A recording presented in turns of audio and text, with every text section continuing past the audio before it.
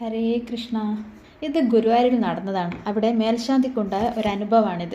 മേൽശാന്തിക്ക് ഗുരുവായൂരപ്പൻ്റെ അമ്മയുടെ സ്ഥാനമാണല്ലോ. അച്ഛൻ്റെ സ്ഥാനം കീഴ്ശാന്തിക്കും. 6 മാസത്തെ കാലയളവിലാണല്ലോ ഇവർ മേൽശാന്തിയായും കീഴ്ശാന്തിയായും കഴിയേണ്ടത്. ഒരു കുഞ്ഞിനെ ഒരമ്മ എങ്ങനെ നോക്കുന്നു അതുപോലെ ഭഗവാനെ ആ കാലയളവിൽ നോക്കണം. അപ്പോൾ ഭഗവാൻ ചെറിയ ചെറിയ കുസൃതികളൊക്കെ കാണിക്കും. അങ്ങനെ ഒരു അനുഭവം അവിടെയുള്ള ഒരു മേൽശാന്തിക്ക് ഉണ്ടായി. വലിയ തിരുമേനി വൈകുന്നേരം ഭഗവാന്റെ അലങ്കാരമൊക്കെ ശരിയാക്കുകയായിരുന്നു. രാവിലെ അഭിഷേകം കഴിഞ്ഞാൽ ഭഗവാന്റെ കയ്യിൽ ഓടക്കുഴൽ കൊടുത്തതാണ്. പക്ഷേ ആ ഓടക്കുഴൽ വൈകുന്നേരമായപ്പോൾ തിരുമേനി കാണുന്നില്ല. 5 പവൻ്റെ ഓടക്കുഴലാണ്. തിരുമേനി അല്ലാതെ അവിടെ വേറെ ആരും ഉണ്ടായിരുന്നില്ല. തിരുമേനി അവിടെ എവിടെയൊക്കെ തിരഞ്ഞു, എവിടെയും കണ്ടില്ല.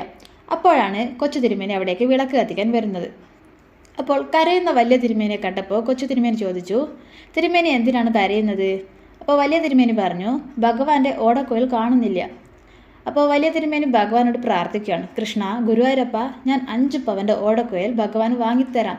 പക്ഷേ നഷ്ടപ്പെട്ടു പോയ ആ ഓടക്കുഴൽ എനിക്ക് കാണിച്ചു തരണം. അല്ലെങ്കിൽ എല്ലാവരും എൻ്റെ ശ്രദ്ധക്കുറവ് കൊണ്ടാണെന്നും ദൈവാധീനക്കുറവ് കൊണ്ടാണെന്നും ഒക്കെ പറയും. ഗുരുവായൂരപ്പൻ്റെ കാല് പിടിച്ച് കരഞ്ഞ് പ്രാർത്ഥിച്ചു. അപ്പോൾ കൊച്ചു തിരുമേനി പറഞ്ഞു, തിരുമേനി പ്രസാദം കൊടുക്കാൻ പോയിക്കോളൂ, ഓടക്കുഴൽ കിട്ടും, പേടിക്കണ്ട. അപ്പോൾ വലിയ തിരുമേനി സങ്കടത്തോടെ പ്രസാദം കൊടുക്കാൻ പോയി. അപ്പോൾ ഭക്തരുടെ കൂട്ടത്തിൽ നിന്ന് ഒരാൾ വിളിച്ചു പറഞ്ഞു, തിരുമേനിയുടെ പുറകിലതാ ഒരു ഓടക്കുഴൽ. അപ്പോൾ തിരുമേനി മുണ്ടിന്മേൽ തൊട്ട് നോക്കുമ്പോൾ അതാ കാണാതായ ഭഗവാൻ 5 പവൻ്റെ ഓടക്കുഴൽ. അപ്പോൾ തിരുമേനിക്ക് വലിയ സന്തോഷമായി. തിരുമേനി പറഞ്ഞു, എല്ലാവരും ഗുരുവായൂരപ്പനെ അങ്ങോട്ടേ തൊട്ടിട്ടുള്ളൂ, ഗുരുവായൂരപ്പൻ എന്നെ ഇങ്ങോട്ട് തൊട്ടിട്ടുണ്ട്. തിരുമേനിയെ തൊടാതെ ഇങ്ങനെ ഒരു ഓടക്കുഴൽ വെക്കാൻ കഴിയില്ലല്ലോ. അത് വലിയൊരു ഭാഗ്യമായിട്ട് തിരുമേനി കരുതുന്നു.